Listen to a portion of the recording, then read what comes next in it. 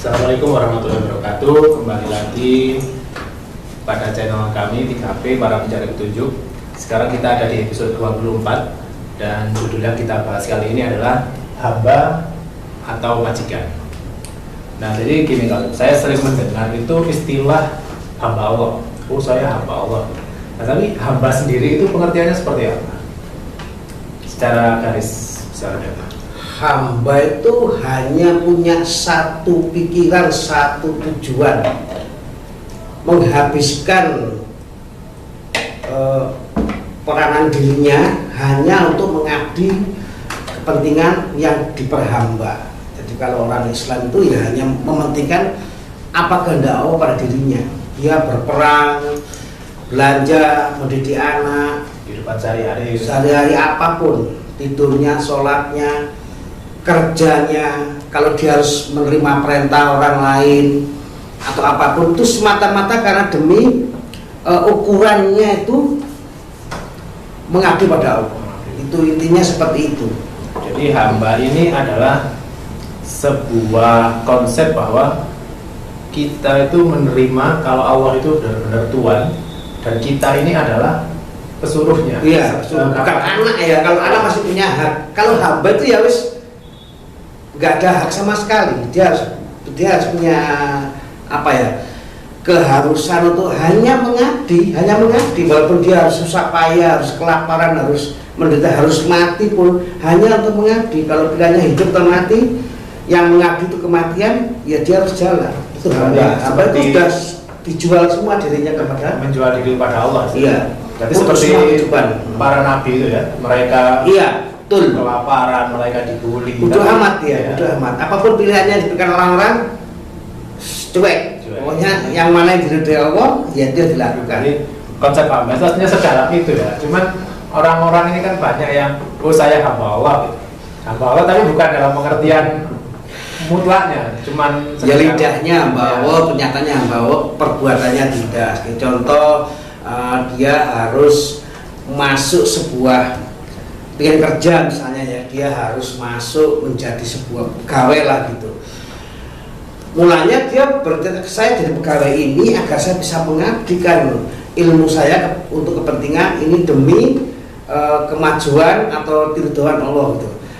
Tapi pada suatu ketika diuji, dia harus menyuap. Nah, menyuap. Lalu dirunding sendiri dia. Kalau saya nyuap, saya bisa masuk pegawai itu, maka saya bisa mengabdi. Tapi kalau saya nggak nyuap, wallahu alam, nanti saya malah pengangguran. Nah, godaan kecil seperti itu memang ujian dari Allah. Kamu berdiri teguh atau tidak? Kebanyakan kita, sebentar ini saya nyuap dulu, nanti kalau ini, wah sudah selesai, sudah berarti dia gagal. Ya, berarti banyak orang itu kalau sholat ritual, sedang sholat Tuhannya ke Allah mereka. Tapi kalau sudah dalam kehidupan sehari-hari, ada Tuhan lain yang kita tidak sadar. Nah, itu umumnya orang Islam itu Tuhannya lebih dari satu. Ya. Namanya Islam, tapi waktu dia Islam cuma waktu habubin Allah saja. Waktu sholat saja. Waktu hubungan dengan manusia, Tuhan yang lain. Dia tetap punya Tuhan Allah, betul. Waktu masalah habubin Allah, tapi di luar itu kerjaan, terutama pekerjaan ya Tuhannya cari yang lain. Saya jadi terus juga hamba ini lawan katanya adalah majikan. Majikan kan ya. Jadi kalau dari contoh tadi saya lihat-lihat banyak orang itu akhirnya memposisikan diri sebagai majikan. Betul. Dia hanya datang ke Allah saat ada maunya. Yang parah sudah hablum minallah itu bukannya menghamba pada Allah, tapi malah Allahnya yang dihambakan. Jadi seakan-akan seseorang itu mendapatkan rezekinya apanya itu dari warisan orang tuanya, terus dia minta sama Allah tuh tolong aku kasih ini. Tujuannya pun untuk kesenangan dia, bukan untuk menghamba. Nggak sadar dia itu sudah hablum minallahnya sudah hilang Allah ya. Hablum minallahnya pun ternyata bukan pada Allah betul-betul. Padahal dia pengennya Islam, pengennya gini. Itu cuma perasaan, tapi yang dilakukan sama sekali bukan yang diperintahkan Allah gitu. Soalnya saya sering melihat memang banyak orang Allah itu hanya tempat meminta. Minta. Betul, memang Allah hanya tempat meminta. Namun perintah Allah tidak dilaksanakan. Nah itu. Jadi saya harap dengan konsep ini kita jadi sadar bahwa kita ini hamba. Jadi istilah hamba Allah itu bukan cuma isapan jempol atau istilah apa ya kayak sehari-hari. Iya. Aneh ini apa ya? Titik tolaknya di sini. Kalau hamba itu meminta Allah sesuai dengan keinginannya Allah. Keinginannya Allah sesuai dengan aku kau perintahkan untuk berjuang misalnya ya, berjuang atau kasih nafkah keluarganya, maka ya Allah tunjukkan aku jalan yang mana yang halal. Tapi kalau orang yang merasa majikan, walaupun dia nggak merasa dirinya majikan, ya Allah kabulkan aku kepingin masuk pegawai ini, kepingin masuk pegawai ini memang kok didikte gitu loh. Ini kan Tuhannya siapa gitu kan? Contoh yang sering sekali kita sangat sering sama-sama kayak orang ke dokter ya, datang ke dokter langsung, Pak dokter saya sakit kepala, obatnya biasanya yang warna merah, yang gini, dokternya didikte. Lah kalau jadi dokter ya udah pergi aja, kamu tahu banyak cari aja, jangan kesini. Nah Allah memang nggak mau langsung, tapi diperlakukan seperti itu. Iya, di apa namanya itu ya, yang diulur itu lah, pahalanya di istidrak ya. Dia kabulkan mungkin, tapi itunya tidak ada. Ya itu diminta ada di dunia. Coba aja yang umum sekarang di dunia ya, orang minta panjang umur, minta sehat, minta anaknya sukses. Ini kan bukan yang dituntut Allah pada kita. Dan Nabi tidak mengajarkan ini. Iya. Enggak bisa gitu. Ada tugas, laksanakan, terus dia minta sama betapa beratnya ya Allah kuatkan aku untuk menghadapi itu. Enggak tahu bagaimana caranya kuatkan, apakah dia harus hancur, apa harus mati, apa harus cacat, apa. Yang penting dia mengencangkan langkahnya sesuai dengan kehendak Allah, bukan sebaliknya. Kalau suruh berjuang, ya Allah ampuni aku, kuatkan aku, musuh itu kalahkan, lah enak. Itu sering sekali. Ya. Kalau kezoliman, dianya diem berdoa, tapi nuduh orang lain yang hancur. Itu mirip disinggung pada Al-Maidah ayat 24-25. Ketika Bani Israel itu diharapkan dia tuh harus berjuang melawan di Kan'an kalau salah ya. Kamu harus berjuang melawan kezaliman di sana, kalahkan mereka tapi jangan berlebihan. Setelah itu kamu berkuasa, mulailah mengadakan apa namanya sebagai hamba Allah. Pertama kali perintah manusia disuruh pemerintahan, punya kekuasaan itu adalah di zaman Nabi Musa. Tapi gagal karena apa? Karena umat Yahudi percaya sama Allah, percaya sama Nabi Musa, cuma nggak mau berjuang. Nah ini orang fasik yang gini, matinya ya Islam, matinya ya kenal Allah, nggak kenal Tuhan yang lain.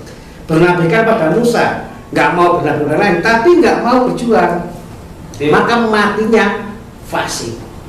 Mereka sebenarnya memakai konsep majikan ya. Mereka menganggap ya sudah Allah saja ya. Iya. Ya Allah kalahkan musuhnya. Ya. Aku duduk di sini kalau bahasa kita sekarang, biar aku ke masjid aja yang dingin, sejuk, enak, aku berdoa malam, tahajud, siang, puasa, berdoa terus. Kamu yang berjuang, ini fasik.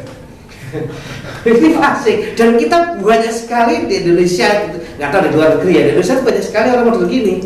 Doa. Kalau ada kebiadaban, ya Allah, iya itu Allah suruh orang yang kerja maksudnya. Allah Maha Kuat, Allah. Iya, tapi dia cuma duduk. Percuma. Kurang ajar. Itu fasik. Sekian ribuan lalu sudah fasik. Jadi di sini saya simpulkan akhirnya saya punya dua kesimpulan. Yang pertama adalah terima Allah sebagai Tuhan kita dan akui diri kita sebagai hamba. Betul. Karena banyak orang yang mengakui Allah sebagai Tuhan, tapi tidak mengakui dirinya sebagai hamba. Iya. Jadi seperti itu. Ini kesimpulan pertama. Kesimpulan kedua, Al-Quran kan petunjuk dari Allah. Iya. Jadi Al-Quran hanya bermanfaat bagi orang yang menganggap dirinya adalah hamba. Iya. Jadi kalau nomor satu tadi, hamba dulu, tapi bagaimana caranya? Lihat Quran. Nah, jadi seperti itu. Al-Quran ini hanya berlaku, hanya bermanfaat untuk orang-orang yang menganggap dirinya adalah hamba. Betul. Jadi penghambaan dan petunjuk Allah itu diringkas dalam Al-Quran. Jadi Al-Quran itu bukan ya seperti yang kemarin kita bahas, bukan cuma dibaca, bukan cuma dilantunkan, tapi isinya tidak dilaksanakan. Ya, jadi saya juga jadi ingat seperti itu umum Indonesia tuh. Ya. Oh, ya hidupnya kayak orang Islam betulan, tapi kelakuannya sama sekali nggak menghambakan diri pada Allah. Awalnya dianggap ya Tuhan majikan, tapi dia nggak mau menghamba, malah menyuruh tuannya untuk bekerja keras untuk dirinya. Bayangkan, Anda kurang ajar. Anda menyuruh bos Anda kan hebat, tolong itu kurang ajar itu. Zaman Nabi Musa, zaman dulu pun sudah difasik, pisahkan aku dari orang ini. Padahal si orang Yahudinya yang mayoritas saat itu merasa dia adalah hamba Allah, aku sudah menyembahmu ya Allah, sudah memuliakan Nabi Musa sekian, tapi nggak mau ngikuti. Jadi engkau kan hebat, engkau kan maha kuat, ya sudah aku berdoa saja. Lah ini fasik. Jadi benar-benar fasik. Kisah Bani Israel di Nabi Musa itu sampai diabadikan dalam Quran sebagai contoh buat kita. Iya. Karena di zaman ini sebenarnya kita itu kembali seperti orang. Itu kan contoh, wong Islam, orang yang ngaku Islam, lihat sekian ribu tahun lalu sudah kejadian seperti ini, jangan ulang lagi. Mereka sudah aku hilangkan sebagai hamba pilihan. Engkau sekarang ahli kitabnya, sekarang engkau yang umat Muhammad. Jangan niru Bani Israel zaman Nabi Musa, ini loh contohnya. Jadi kisah ini cuma bukan sekedar kisah, kalau ada dalam Quran itu hikmahnya cermin, kita ambil ya. Cermin melihat diri kita. Jadi sekedar mengakui Allah sebagai yang Maha Esa itu sebenarnya tidak ada dampaknya bagi kita. Karena hanya pengakuan. Dan siapapun bisa mengaku. Semua makhluk pun bisa mengaku karena dia nggak sebut apa ya, kayak tembok ini mengakui Allah sebagai, tapi kan dia nggak punya tangan, punya kaki, nggak punya pikiran, cuma dia mengakui saja sebagai hambanya Allah. Lah kita kan manusia, bukan tembok, bisa punya tangan, punya lidah, punya teknologi sekian, ya lakukan gitu. Sekedar mengaku itu ya kalau kita sebagai manusia seperti omong kosong. Pengakuan itu fasik, kalau pengakuan saja. Kalau sudah nggak ngakui, sudah nggak melakukan itu munafik ya. Tapi kalau pengakuan, ngaku tapi nggak melakukan, sudah fasik. Ya. Seperti pada Al-Maidah ayat surat kelima ya, ayat 24-25.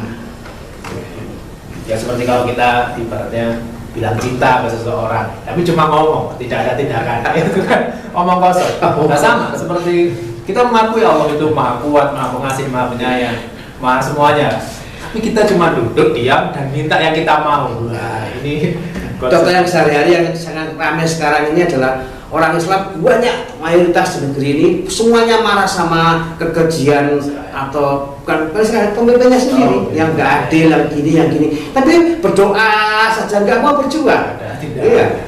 Kalau disuruh nyuap ya nyuap, suruh ini ya ini, tapi terus berdoa, ya ini fasik. Makanya kenapa kita kalah, umat Islam ini kalah, runtuh, karena fasik kebanyakan. Kalau dirubah dengan aku siap berjuang demi penghambaan pada Allah, mati atau hidup nggak urus, karena memang tuh aku akan mati. Tapi dia berjuang, pasti dalam kemarin itu kita menang. Tapi kan berdoa, selesai. Jadilah itu kalau kita simpulkan perbedaan hamba dan orang merdeka seperti itu.